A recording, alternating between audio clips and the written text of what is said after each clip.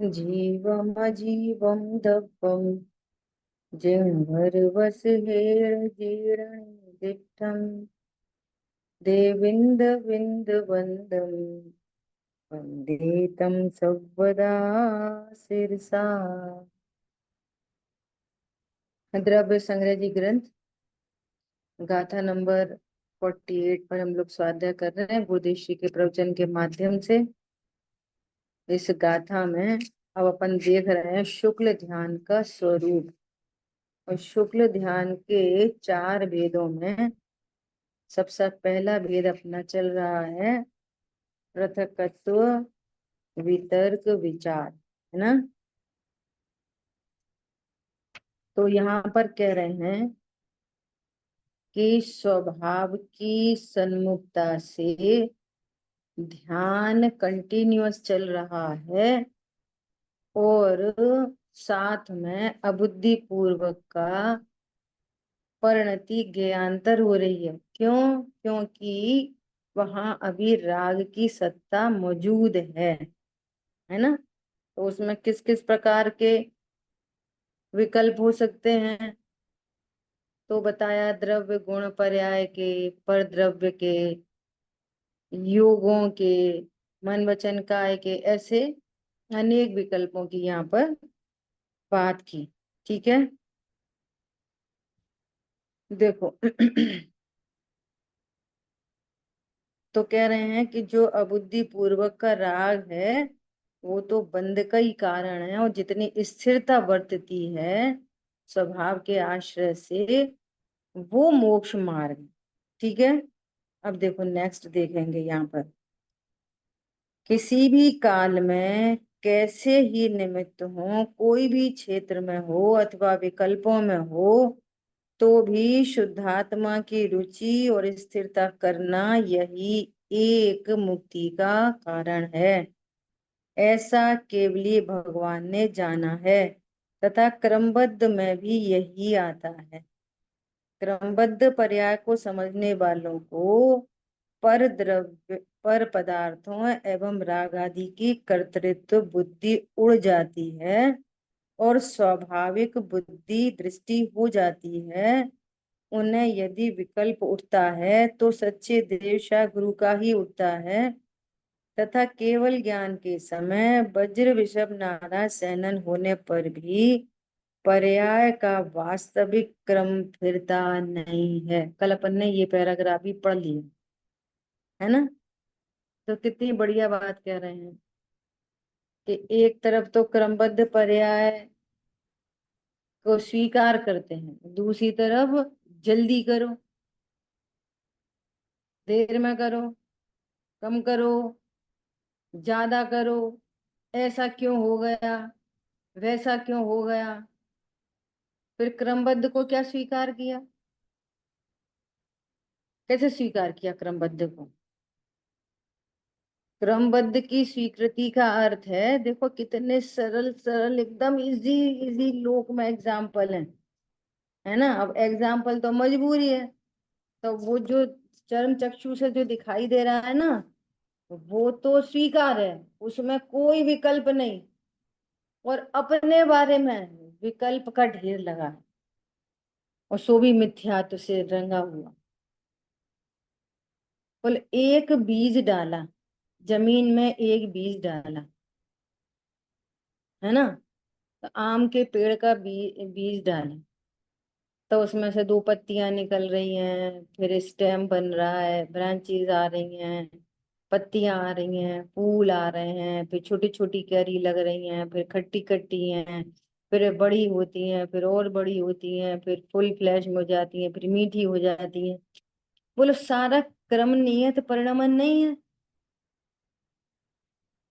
है। वहां हमको ऐसा आता है कि इसमें कुछ खाद में सोना डाल दें तो फूल बाद में लग जाए, फल पहले आ जाए। कोई ड़मोकार मंत्र सुनाए, रोज भक्तामय स्तोत्र सुनाया करें पेड़ को, तो टहनी तो रहने दो, स्टेम पे, स्टेम के ऊपर ही पत्तियां लग जाएं, जल्दी लग जाएं, जल्दी जल्दी जल्दी। बोलो जल्दी क्यों? क्यों जल्दी जल्दी क्यों नहीं होता? स्वभाव। क्रमबद्ध है सब। हम्म, एक क्रम से ही काम होता है। बच्चा माँ के गर्भ में आया, 9 महीने के बाद जन्म, छोटे छोटे हाथ पैर हैं, छोटी छोटी आंखें हैं, वो कुछ खाने पीना कुछ बोल ही नहीं पाता, दांत भी नहीं है। फिर क्रमबद्धता में बड़ा होता है कि नहीं होता? फिर लगता है कि 4 साल में 8 साल का कर लें। खींचतान थोड़ी खींच दो, थोड़े पापा कोशिश करें, थोड़ी मम्मी कोशिश करें। तो क्रमबद्ध की स्वीकृति होते से क्या होता है? निर्विकल्पता रहती है नहीं रहती है? वो तो क्रमबद्ध होगा, अपने स्व समय में बड़ा होएगा। हम्म, अच्छा, ऐसा डर होता है कभी कि रात को सुलाया बच्चे को हम्म, और ऐसी चिंता पड़ी रहे कि सुबह उठ के बिल्ली नहीं बन जाए, सुबह उठ जाए कहीं नारकी नहीं बन जाए, नहीं होता। कहीं देवगति का जीव नहीं बन जाए? समझ में आ रही है? मनुष्य मनुष्य रहते हुए, एक दिन का बालक है, वो कौन है? मनुष्य की त्रियंच, मनुष्य। मनुष्य है। तो मनुष्य ध्रुव और पर्यायों में क्रम नियत परिणमन। मनुष्य मनुष्य मनुष्य मनुष्य मनुष्य मनुष्य, बालक युवा वृद्ध, मनुष्य बालक मनुष्य युवा मनुष्य वृद्ध। तो न मनुष्य में कुछ करना और न पर्यायों में कुछ करना। क्या बोला? हमारी बात ख्याल में? तो ऐसा स्वरूप जानकर किसको जल्दी देर की चिंता होती है, कम ज्यादा की चिंता होती है? किसी किसी को को, नहीं होती। किसी को नहीं होता। अब ये तो उन बाहर बाहर की बातें हैं। अपने बारे में तो क्वेश्चन मार्क है बहुत बड़ा। पर को सही सही जानो तो क्या लाभ है? कोई लाभ नहीं। मैं आत्मा हूं और आत्मा ही बना रहता हूं। जैसे मनुष्य कोई कोई बिल्ली नहीं बन जाता, है ना? ऐसे ही जीव सदा सदा ही जीव बना रहता है, सदा। जीव द्रव्य सदा जीव द्रव्य बना रहता है, कभी पुद्गल धर्म धर्म आकाश काल नहीं होता। मैं कब तक रहूंगा? अनादि से हूं और अनंत काल रहूंगा। अरे भैया मर जाए छुट्टी पाए, अरे मर ही नहीं सकता, छुट्टी कैसे पाए? जीव तो जीव ही रहेगा। जानने देखने वाली वस्तु सदा ही रहेगी, कभी नहीं मिटती। और पर्यायों में सदा ही क्रम नियत परिणमन हो रहा है। अब जिसका परिणमन क्रम नियत हो रहा है, तो पर्यायों की तरफ से भी क्या क्या होगा? निर्भरता निश्चिंतता। द्रव्य में कुछ करना नहीं, गुणों में कुछ करना नहीं, पर्यायों में भी करने से कुछ होता नहीं। वे फिक्स है। जो आपको ऐसा लग रहा है ना, हमें गुस्सा तो बहुत आ रही थी, फिर हमने सोचा रहने दो, शांति रखो, तो फिर हम शांत रहे। नहीं नहीं, वो शांति क्रमबद्ध में आई है। तुमने सिर्फ अध्यवसान किया है कि हमने सोचा तब कषाय मंद हुई। तो पहले ही सोच के रखो, कभी तीव्र होए ही नहीं। जब गुस्सा आ रही थी तब सोचा, फिर कषाय मंद हो गई, तो पहले ही सोच के रखो ना कि तीव्र होए ही नहीं। बाद में क्यों सोचना है? पॉइंट पकड़ में आ रहा है? देखो, ये स्वरूप जानकर कि कब क्रोध उत्पन्न होगा, कब मान उत्पन्न होगा, कब मायाचारी होगी, कब क्षमा होगा, है ना, कब निश्चिंता होगी, ये स्वरूप जानकर ज्ञान अभी से रिलैक्स हो गया। अब क्रोध के काल में भी रिलैक्स है। क्या कहा? मान के काल में भी रिलैक्स है। इसका नाम है पर्याय की तरफ से रिलैक्स, ये क्रम नियतमयी हुई है। और इधर से रिलैक्स क्या? ध्रुव हूँ, ध्रुव ही रहूंगा। मैं कौन हूँ? मैं तो ध्रुव हूँ, मेरे लिए तो कोई इष्ट अनिष्ट नहीं। वो व्यर्थता भी भाषित होगी और क्रम नियत भी भाषित होगी। अरे ये क्रोध तो व्यर्थ का ही था, मेरे लिए कोई अनिष्ट ही नहीं है। पॉइंट ख्याल में आ रहा है? ऐसा देखो क्या कह रहे हैं, क्रमबद्ध पर्याय को समझने वालों को पर पदार्थों एवं रागादि की कर्तृत्व बुद्धि उड़ जाती है। दोनों के बारे में, पर को समझा दूं, बच्चों को समझा दूं, कम समझा दूं, ज्यादा समझा दूं, हम नहीं समझाएंगे तो कौन समझाएगा। उपदेश अलग है और वस्तु स्वरूप अलग है। उपदेश में तो यही कहा जाएगा, वे माता बैरी हैं, पिता शत्रु हैं, जो अपने बच्चों को जिनागम के संस्कार नहीं देते। वस्तु स्वरूप कैसा है कि जिनके माँ बाप संस्कार नहीं देते और बच्चों की होनहार ऐसी कि वो उनमें से, जैसे कोई भाड़ में से एक चना उटक जाता है ना, ऐसे उनमें से वो बच्चा उटक के बाहर निकल गया और उसने अपना काम कर लिया। और माता पिता ठेठ अज्ञानी, एकदम मिथ्या दृष्टि। देख लो, रावण नरक चला गया, मंदोदरी स्वर्ग चली गई, इंद्रजीत भगवान बन गए। समझ में आई? तो पर का कर्तृत्व भी मिट जाता है और अपनी पर्यायों का भी कर्तृत्व मिट जाता है। फिर क्या बचा? आनंद बचा बस।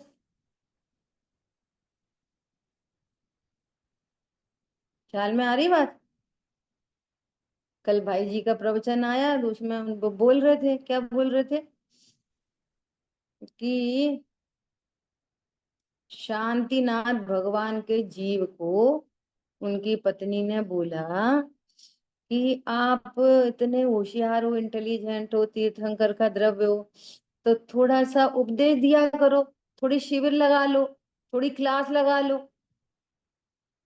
तो उन्होंने बोला नहीं, धर्मनाथ भगवान का शासन चल रहा है, अभी हम तो नहीं लगाएंगे। समझ में आ रही है बात? अच्छा, जब जब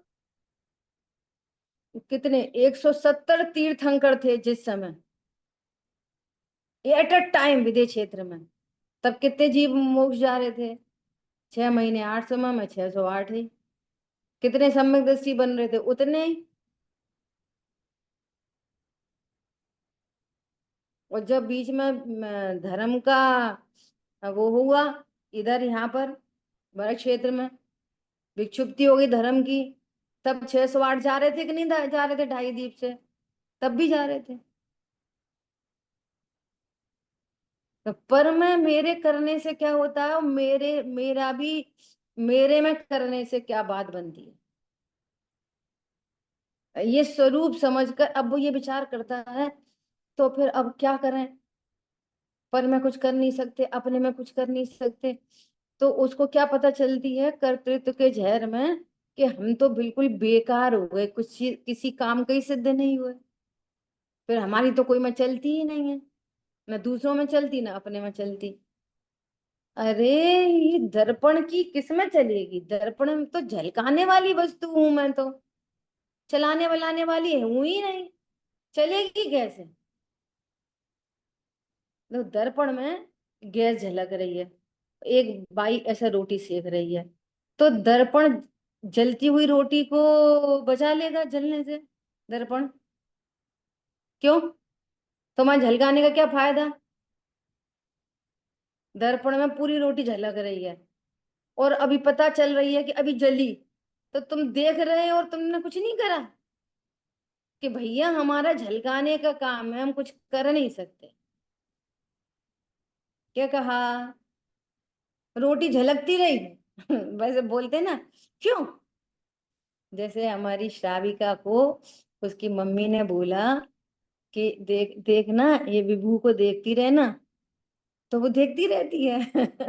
वो गिर गई, वो भी देख रही थी। तो अपन क्या बोलते हैं, तुम देखती रही हो गिर गई। ये सच्चा स्वरूप है। ये तो फनी एग्जाम्पल हो गया, पर स्वरूप ऐसा ही। गिरने वाले की योग्यता को कोई नहीं बचा सकता। माँ खुद खड़ी हो ना इतनी समझदार, तो भी नहीं बचा सकते। क्या कहा? तो बच्चे को बोल देते, क्या बोलते? देखती रही मम्मी जी, ये देखती रही और गिर गई वो। मुझे ऐसा लगता है वस्तु स्वरूप तो सचमुच में ऐसा ही है। कौन बिगाड़े कौन सुधारे, परिणमते हैं सब द्रव्य न्यारे। तो कितना गजब का आनंदित रहने का, कितना गजब का सिद्धांत है।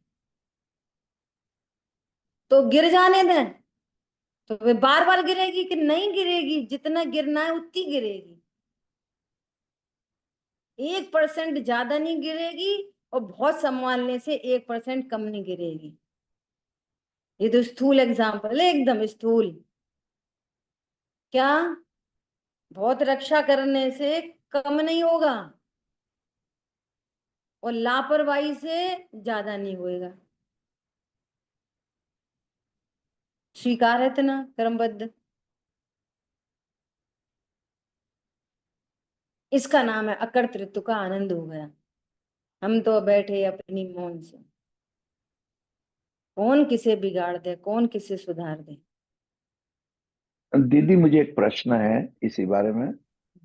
हम्म। जैसे अब ज्ञानी है, ज्ञानी को हम्म। अनंत अनुबंधी का तो क्रोध नहीं आता, और जो हम्म। बाकी की जो है प्रत्याख्यान वर्णी आदि आदि, तो उनको जब क्रोध हम्म। आता है तो उनकी अवस्था में वो जानते हैं, और फिर हम्म। बाद में चिंतन करके कहते हैं ये भी मैंने क्यों क्यों हुआ। क्या कैसे सोचते होंगे, उसका समझाइए थोड़ा। हम्म। ज्ञानी सुनो। जो करता है हमें भी वो भी प्रयोग में लाना चाहिए ज्यादा, इसलिए पूछ रहा प्रयोग में लाना आना नहीं चाहिए, वस्तु हूँ। स्वरूप समझना चाहिए। हाँ बराबर है, वो आप जो क्या समझाएंगे समझना उसमें। चाहिए? सुनो, क्या समझना चाहिए? ज्ञानी हो कि अज्ञानी हो, तीव्र कषाय का जब क्रमबद्ध में तीव्र कषाय आएगी ना, तो तीव्र कषाय में गलती होगी, होगी। किसी को भी होगी, किसी को भी होगी, भावलिंगी संत को भी होगी। शुद्ध सागर मुनिराज को क्या जरूरत थी बात करने की? मुनियों को बात करनी चाहिए रास्ते चलते आदमी से। क्या जरूरत थी? अरे जरूरत जरूरत कुछ नहीं थी, ये यही परिणमन होना था। और उसमें वो तीव्र कषाय जब होगी ना, तो वो गलती ही कराती है, ही गलती ही कराती है।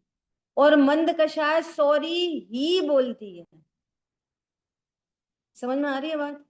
ज्ञानी हो कि अज्ञानी हो, ज्ञानियों को भी जितनी शेष राग है, उस शेष राग में तीव्र कषाय होगी तो गलती हो जाएगी।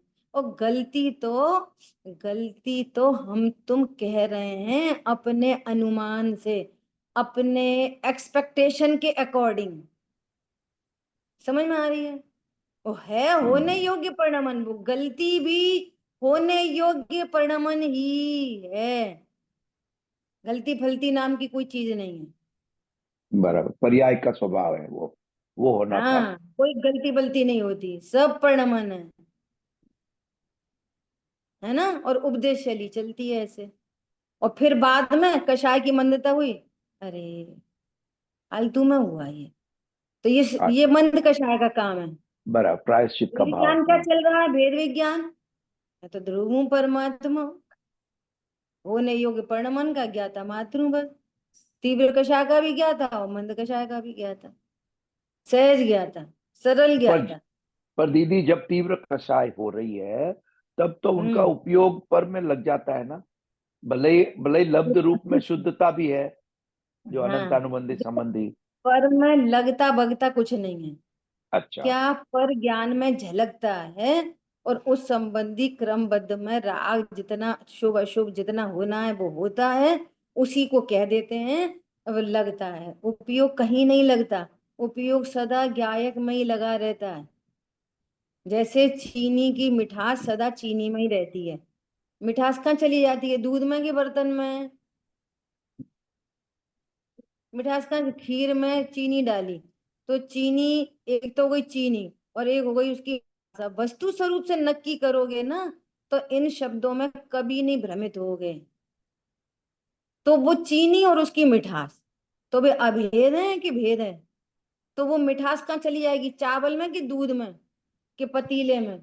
चीनी में ही मीठा, रहेगी। मिठास मिठास में रहेगी सर, चीनी में। तो उपयोग कहाँ चला जाएगा? कहाँ जुड़ जाएगा? किससे जुड़ जाएगा? बोलो कहाँ चला जाएगा?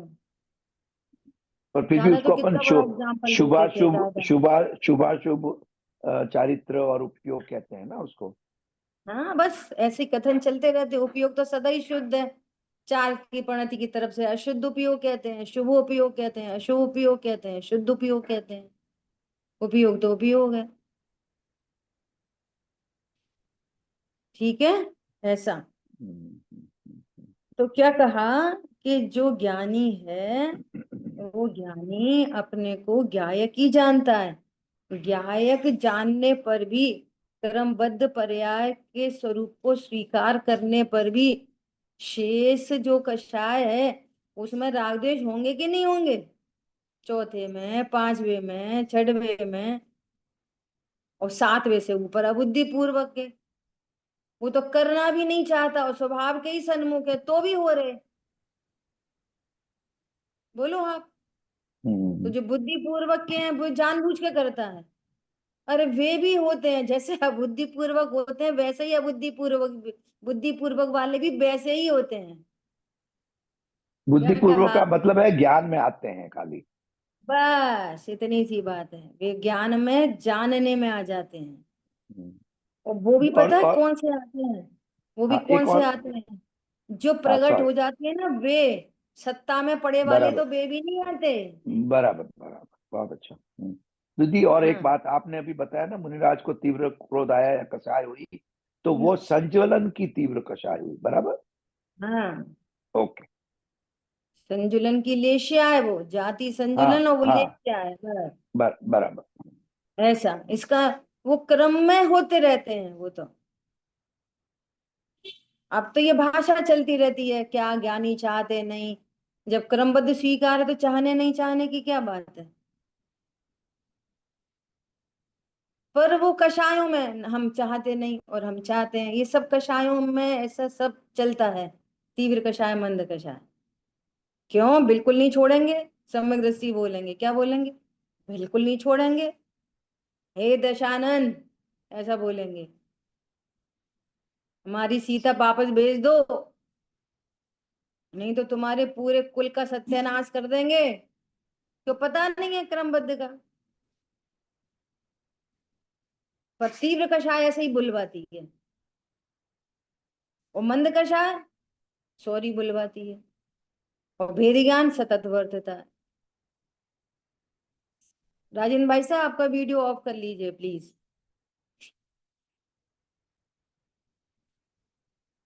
आ रही बात ख्याल में?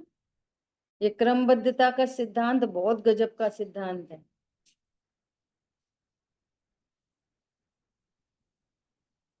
हम्म।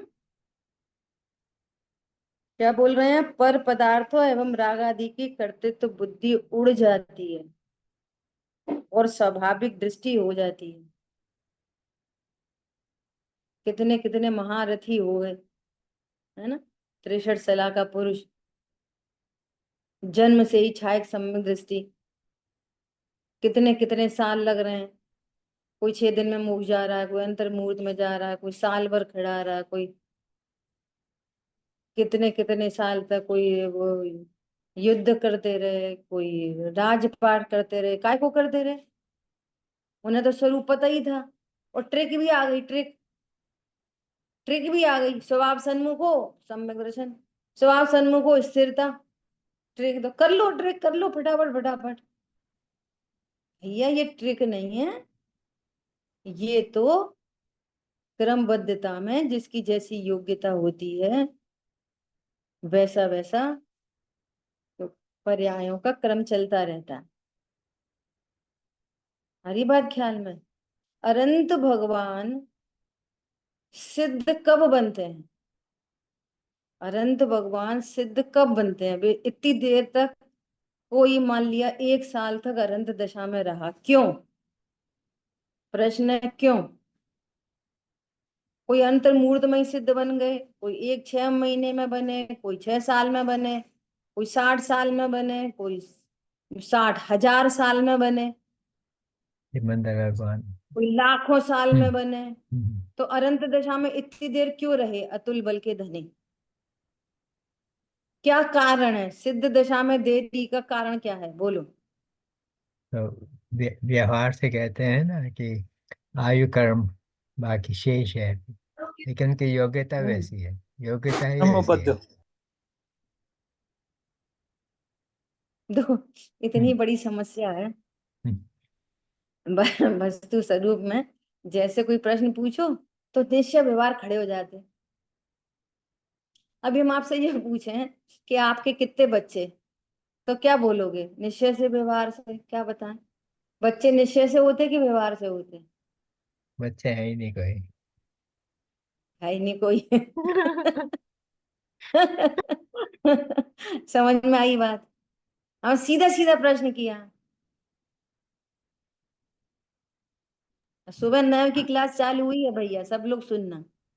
कोशिश करेंगे अपन, जितनी हो सकती है मेहनत उतनी कोशिश करेंगे। बाकी योग्यता तो अपनी भी है और आपकी भी है। तो क्रमबद्ध हमेशा ध्यान रखना, मैं प्रश्न पूछती हूँ ना तो पहले आंसर आ चुका होता है, आप कितने अलर्ट हो इसलिए प्रश्न पूछा जाता है, हम्म, सिर्फ अलर्टनेस के लिए। हम्म, सीधा सीधा आंसर है। जब क्रमबद्धता की बात कर रहे, पहले से इतनी देर से चल रही हम्म, योग्यता की बात चल रही, तो हम्म, सीधा आंसर क्या आना चाहिए? योग्यता से सिद्ध होंगे। ये कथन निश्चय का है कि व्यवहार का? नजदीकी मामला कौन सा है?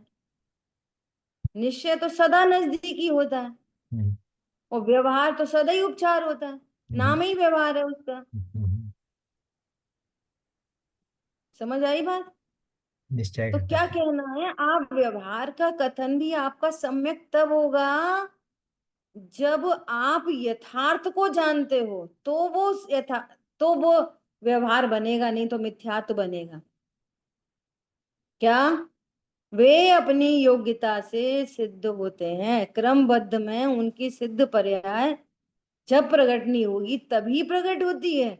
वो अनादि काल पहले से फिक्स थी। क्या बोला? जब वो जीव पहली बार निगोद से निकला, है ना, और इतर निगोद में आया, फिर 2 इंद्री बना। समझ में आ रही है? तब से पता था कि इसकी सिद्ध पने की पर्याय कब प्रकट हुई। अरे नित्य निगोद में डूबा हुआ था, तब भी पता थी कि ये कब तो बाहर निकलेगा, कब ये 5 इंद्री बनेगा, कब जैन कुल में जाएगा, कब स्वरूप समझेगा, और कब अनंत बनेगा, और कब सिद्ध। तब से फिक्स थी। क्या कहा? समझ आ रही है बात? तो आयु कर्म कहाँ से आ गया? अब धीरे व्यवहार ने का उपदेश, मतलब क्या कहना है? अभी भी आयु कर्म तो कुशल भाई ने बोल दिया, मैं तो बोलने वाली ये थी। क्या बोलने वाली थी? अभी भी नए को पढ़ाने वाले विद्वान से मैंने ये सुना है हम्म, कि अनंत भगवान कब तक अनंत बने रहेंगे? जब तक आयु कर्म है तब तक। हम्म। दीदी मैंने योग्यता की बात की थी बाद में। कोई बात नहीं, अपनी तो घर की बात है। हम कोई से नहीं कहेंगे। वो पर्याय का प्रश्न है, पर्याय थैंक की यू दीदी। योग्यता के अनुसार। समझ में आई बात? सिद्ध कब बनेंगे? अनंत भगवान सिद्ध कब बनेंगे? जब उनकी योग्यता होगी तब बनेंगे, क्रमबद्ध तब में है। बनेंगे। अब उसमें आयु कर्म क्या पड़ेगा? निमित्त पड़ेगा। और निमित्त किसे कहते हैं? जो उपादान में कुछ नहीं करता। सिंपल बात है ना। अब निमित्त से आप आयु कर्म से कहो, लेकिन कर्ता नहीं मानो, तो सही सही फरमाया है आपने। और कर्ता जान रहे हो और आयु कर्म कह रहे हो, तो फिर मिथ्यात्व की कोटि में जाएगा। क्यों? अभी निमित्त का भी सद ज्ञान नहीं हुआ। निमित्त तो कहते ही उसे हैं कि जिस पर अनुकूल होने का आरोप आता है वो उपादान में थोड़ी कुछ कर रहा है। आयु कर्म, आयु कर्म की वजह से सिद्धत्व रुका रहेगा? नहीं, कभी नहीं। मेरी योग्यता को कर्म रोकेंगे? कभी नहीं। हाँ, जिस समय उस संबंधी योग्यता होगी तो उधर में निमित्त उपस्थित होगा, जरूर होगा। तो आप वो आरोपित कथन व्यवहार न का करना चाहो तो करो, नो प्रॉब्लम।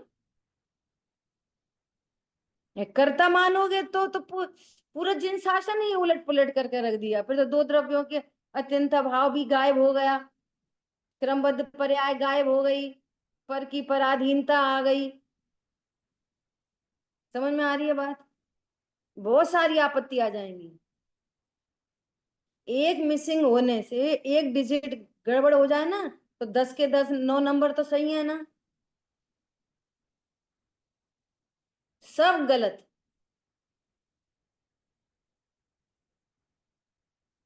बहुत गंभीरता है, बहुत शांति से विचार करना। अभी सोनागिर में निश्चय व्यवहार की मैत्री पर मुझे बोलने का अवसर दिया उन लोगों ने। तो उसमें मैंने एक विद्वान ही था, छोटा बालक था, है ना, स्मारक से शास्त्री विद्वान। मैं पूछा, मैंने कहा बोलो भैया, 5 परमेश्वरी भगवान में कितने शरीर सहित है, कितने शरीर रहित? तो उन्होंने उलट के प्रश्न किया, आप निश्चय से पूछ रहे कि व्यवहार से?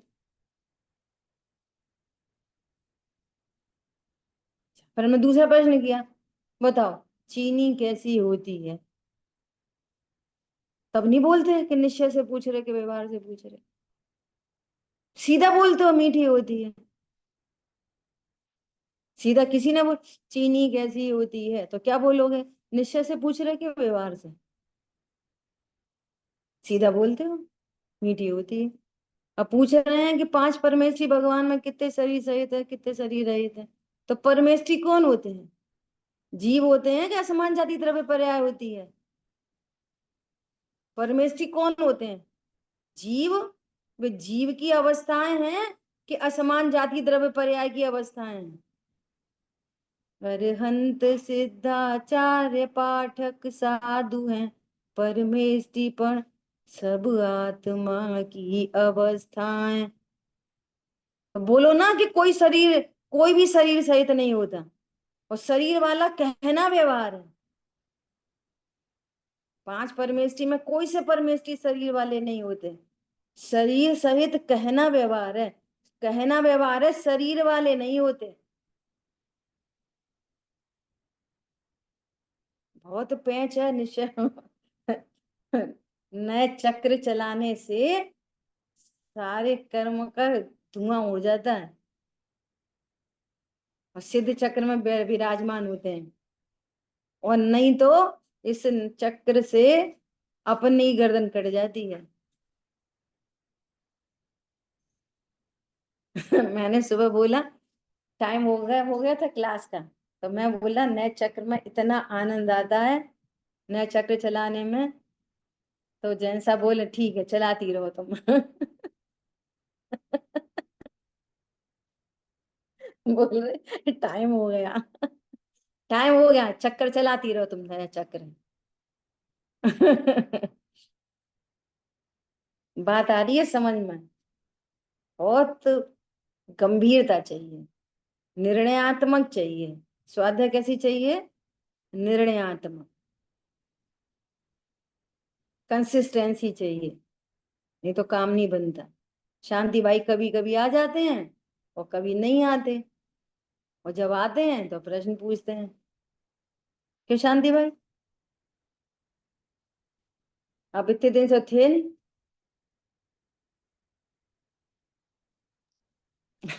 मैं बता चलो, दूंगी दीदी। एक हाँ क्वेश्चन। दीदी, सुन रहा हूँ, मैं सुन रहा हूँ, वो मेरा म्यूट पे था। हाँ। कोई नहीं बात नहीं, नहीं, वो चलो। हम लोग ट्रैवल कर रहे थे, कल रात को ही आए वहाँ। ठीक है, सुनो क्या बोल रहे हैं। पर तरफ से उदास होकर स्व में एकाग्र होना ही चारित्र है। यहाँ भी यह एक ही उपाय कहा। अब देखो, पर द्रव्य से उदास होकर, अब उदास में ये जो शब्द आते हैं ना, उदास और ये सारी चीजें हैं, तो ये लौकिक शब्द हैं, मलेच्छ को मलेच्छ भाषा में समझाने के शब्द हैं ये। अपर द्रव्य से उदास होना मतलब, बोलो, पर द्रव्य में नहीं, इसमें मेरा नहीं, इष्टनिष्ठ नहीं माना है। करता नहीं, भोगता नहीं, हाँ, मेरे लिए इष्ट नहीं, अनिष्ट नहीं, उनसे अच्छा नहीं, बुरा नहीं, हो गया उदास। देखो गजब की बात है, अभी शरीर है, शरीर का संयोग तो अनंत दशा तक रहेगा। अभी शरीर है संयोग में, साड़ी है संयोग में, पर ये परद्रव्य उदास है। समझ आ गई बात? शरीर में नहीं, मेरा नहीं, मैं करता नहीं, भोगता नहीं, जड़ चेतन की सपणति अपने अपने में होती है। कितनी ज्वेलरी आनी है, कितनी साड़ी आनी है, कितनी गाड़ी आनी है, कैसे घर होने, क्या नहीं होने, क्या होने, सब फिक्स है। फिर भी संयोग बनेंगे, बिगड़ेंगे, मिलेंगे, चले जाएंगे, कुछ होगा, वो सब पुद्गल का परिणमन है। इसमें मुझे ना कोई अच्छा है, ना कुछ बुरा है, ना लाभ है, ना हानि है। फिर भी साड़ी और आ गई, ज्ञान उदास है। लेकिन ये अच्छा, उदास है और साड़ी खरीद रहे हैं। अरे नहीं खरीद रहे, क्या बोला, जे बढ़िया उदास रहो और खूब खरीदो। ये तो बेवकूफ भरी बातें हो गई। क्या वस्तु नहीं समझ पाए?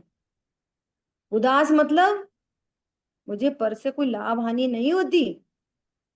अब वो परिणमन कुछ, किसी परिणमन को अनुकूल कहेंगे, किसी परिणमन को प्रतिकूल कहेंगे, कहेंगे, होते नहीं। चेतन अचेतन सब परिग्रह रहे, अपनी स्थिति लहें, और ये स्वरूप जानकर प्रणति उनके प्रति निश्चिंत निर्भर है, इसका नाम है उदास। आर्टिफिशियल नहीं, भैया हम तो उदास हैं, आए तो आ जाए, जाए तो जाए, उस दिख रही है मेरी साड़ी, दिख रहा है मेरा घर, दिख रहा है मेरे बच्चे, अब ठीक है, होए तो होए, इसका नाम उदास नहीं है। पर द्रव्य मेरा नहीं, मैं उसका करता भोगता नहीं, मेरे लिए अच्छा बुरा नहीं होता। समझ सारजी में तो कितने सुंदर आचार्य भगवान उदाहरण दे रहे हैं। वो दूसरे का वस्त्र लेके आ गया, और चिन्ह से मैं मिलाया, चिन्ह, मैं तो उपयोग लक्षण वाला हूँ, ये स्पर्श रसगंध गुण वाला है, अरे ये मेरा वस्त्र नहीं। चिन्ह देखा, हमारे चद्दर में तो ए लिखा था, ए फॉर अर्चना, उस पे तो बी लिखा है, ओ ये मेरा नहीं, और अभी ओढ़ के सो रहा है, उदास हो गया, हो गया त्याग, हो गया। अब वो तब आएगा लेने, जाएगा, जो कुछ भी होएगा, वो टाइम टेकिंग प्रोसेस है, जब आएगा तब जाएगा, लेकिन उसको त्याग कब हो गया? लक्षण से जानते से ही त्याग हो गया, उदास है उसके प्रति। समझ में आई बात? ऐसे ही यहाँ लक्षण, ज्ञान लक्षण से अपने को जाना, और स्पर्श रस गंध वर्ण लक्षण से शरीर को जाना, और दोनों की भिन्नता पता चल गई। अरे मैं शरीर कभी नहीं हो सकता, शरीर के प्रति क्या हो गया? उदास। एक एक एक एक शब्द शब्द पे स्वरूप चाहिए। शरीर के प्रति क्या हो गया? उदास। रहे चाहे अभी जाए, रहे चाहे अभी जाए, ध्रुव जीवन हमारा। आई बात ख्याल में? इसका नाम है पर से उदास। और सौ में एकाग्र, अब जो, अब इधर से 22 बरसा लगा लो, जो अपने में एकाग्र होगा अर्थात अपने स्वरूप को जानेगा, वो पर से उदास होगा, जो पर से उदास होगा वो अपने में एकाग्र होगा। दोनों साइड से।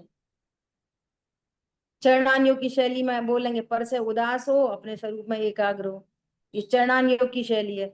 द्रव्यान योग कहेगा अपने को जानेगा तब तो पर से उदास होएगा, तो अपने में एकाग्र हुआ, और पर से उदास हो गए। अब अपने को तो जाना नहीं, हाँ भैया हम तो बहुत उदास हैं। ये नाटक वाटक नहीं चलता इधर।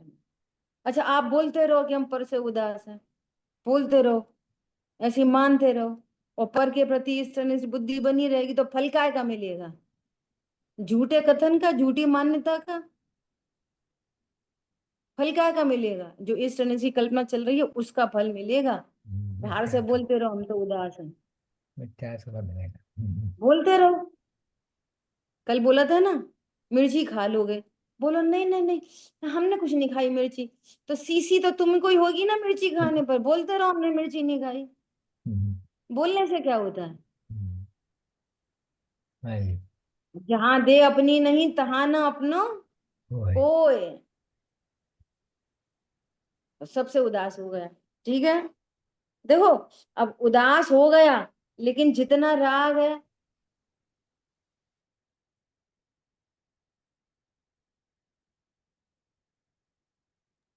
वो भी क्रमबद्ध में जाएगा।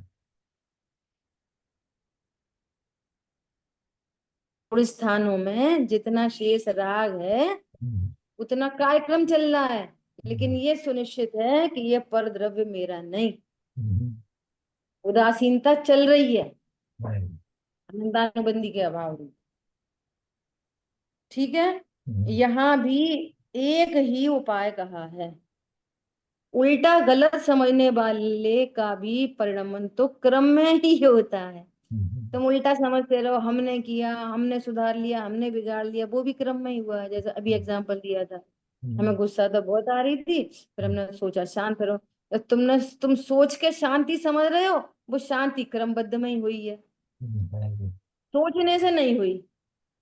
वो क्रमबद्ध में शांति ही आनी थी, और तुमने जबरदस्ती कर्तृत्व उठा के मिथ्यात्व का महापाप किया है। क्या होते हुए परिणमन को वो ज्ञान कह रहा है, मैंने सुधार दिया चारित्र को, तीव्र कषाय को मंद कषाय में मैंने बदल दिया। भैया ज्ञान में चारित्र की नहीं चलती, चारित्र में ज्ञान की नहीं चलती, अंदर अंदर भी नहीं चलती। वो ज्ञान कह रहा है, रामचंद्र जी का ज्ञान कह रहा है सीता मेरी नहीं है, ये राग बंद का ही कारण तो भी हो रहा है। क्या बोला? छाया सम्यक, तो सम्यक दृष्टि के ज्ञान की चारित्र में नहीं चलती, वो तो जितना होना है उतना होना है। हरी बात ख्याल में नहीं चलती, इसलिए स्वरूप समझ के निर्भर रहो, ये बात कह रहे हैं। उसमें अंतर नहीं है। ठीक है, समय हो गया है, शेष चर्चा अपन आगे की। जिन वाणी के ज्ञान से सूझे लोकालोक, तो वाणी मस्तक नमो सदा दे तुम लोग। देखो मुझे एक बात कहनी है बस, अभी अभी ख्याल में है, वस्तु स्वरूप के विरुद्ध, वस्तु स्वरूप के विरुद्ध जो ज्ञान विश्वास है वो मिथ्या दर्शन, मिथ्या ज्ञान है। और सच्ची समझ के, सच्ची समझ हो गई, सच्चा विश्वास हो गया, उसके विरुद्ध जो परिणाम है वो अचारित्र है। फर्क क्या है समझना? वस्तु स्वरूप के विरुद्ध जो ज्ञान है वो अज्ञान है, और वस्तु स्वरूप समझ में आने के बाद भी वो ज्ञान कह रहा है कि परद्रव्य मेरा नहीं, तो भी राग उत्पन्न हो रहा है। सच्ची समझ के विरुद्ध जो भाव है वो अचारित्र। वो अचारित्र मतलब अनंतानुबंधी वाला? नहीं नहीं, वो अप्रत्यक्षान वाला। ओ, तो अप्रत्यक्षान वाला वो तो चलता ही है बराबर। जब स्वरूप वो पकड़ में क्या आ है? वो गया। अप्रत्यक्षान का क्या है? स्वरूप समझ लिया तो भी उसके विरुद्ध भाव हो रहे। स्वरूप समझ लिया स्त्री मेरी नहीं, तो भी स्त्री के प्रति राग हो रहा। पर दीदी वो अपन देशनालब्धि में निर्णय किया, प्रायोगिक लब्धि देशनालब्धि में निर्णय किया, उसकी बात कर रहे हैं कि अनुभव हो गया करण लब्धि अब वाला? कल करेंगे, ठीक है, ये हाँ चर्चा कल। हाँ, ये प्रश्न, हाँ, थैंक यू, जय जय। Didi, thank you for जय sending the book. Okay okay.